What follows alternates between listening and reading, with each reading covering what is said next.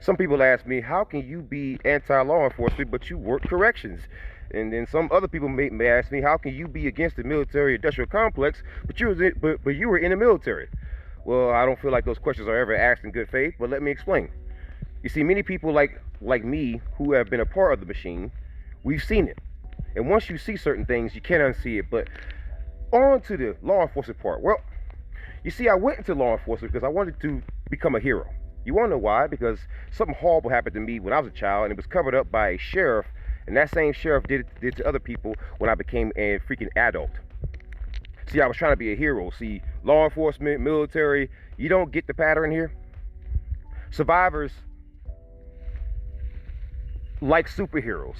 Survivors like certain positions. Survivors will try to become the kind of person that would have helped them. So, if you must know, that's what it is. I was always trying to be the hero. This is why now I even feed the homeless. I'm starting an animal rescue. I do a lot of activism, but all of that is motivated by trauma. See, this is why trauma bonding, this is why trauma dumping, this is why trauma stories, this is why trauma videos, this is why they are so popular. This is why these elements are so popular. It's because for survivors, it's a way of seeking closure. It's a way of asking ourselves, if we were the kind of person that would have stopped it, could we have stopped it? The answer is frequently no. But for some of us, that's all we got. I gotta be honest with you. Like, I went against law enforcement because once I became a corrections officer, I saw some of the same problems that would have led to a little kid like me when I was a kid being violated. I saw the reasons why. I saw corrections officers just getting away with stuff, cops too, and judges just covering it up. Some of the people were innocent, pretty sure. And some of the same facilities that I worked in are now under DOJ investigation. So, I was right. And as a whistleblower, you know, I blew the whistle because I kind of knew what was going to happen. I knew what I was going to see once I went into corrections. I knew it. I was going to see corruption. But I'm thinking, maybe you can change that, man. Maybe you could be the one different. Maybe you can make a difference. And then once I see that when you include capitalism, when you include profits, when you include bad cops, bad corrections officers, bad wardens, bad sheriffs, bad police chiefs, and you include, you know, people who engage in the system of cover-ups, you begin to understand the reasons why things happen the way that they happen. Even in the military, you know, I'm looking around and I'm asking myself, as I'm sitting in Afghanistan, it was, I believe it was 2010, 2011 range. I remember the same year Dallas Mavericks won a championship. That's my team, Mavericks. I'm sitting around looking around at Kandahar, man, and I'm thinking to myself, this is an enormous waste of American taxpayer dollars. And I'm also thinking to myself, are we the bad guys here? You know, and that question first crossed my mind when my roommate in combat was actually a gay man. This is before Don't Ask, Don't Tell was repealed. And I was the only guy in the unit that was willing to room with him. You know, I guess from that point on, I started questioning things. I'm like, okay, but why? That was my automatic response to anything that somebody was telling me. You know, I was from that point on, I became a rebellious soldier. You know, and it's a miracle I wasn't chaptered out. But it just got to the point where it's like, what's the point in this? Why are we doing this? I mean, do you really think that we're being looked at as liberators here? That's what's going through my mind as I'm sitting in freaking Kandahar. Afghanistan. That's what's going through my mind. So, just like Geronimo Pratt from the Black Panther Party, or just like the Deacons for Defense and Justice, who were all Korean War veterans, who were civil rights icons, even protected MLK's marches. Yeah, those guys.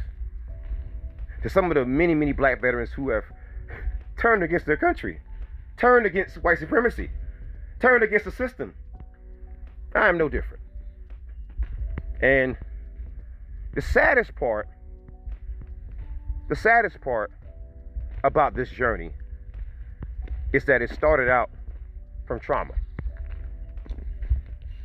And that's something that a lot of men, especially unfortunately, a lot of brothers, don't want to admit to when we say certain things. But this is all coming from trauma. And it just so happens the trauma was validated when I do all the research and find out, oh, it wasn't just what I was seeing, it's what others were seeing too, in law enforcement or in the military. So I started this journey trying to be a hero, because I believed all the propaganda. Again, be all you can be. I love G.I. Joe. All right, G.I. Joe, that was my it. I believed all the propaganda. I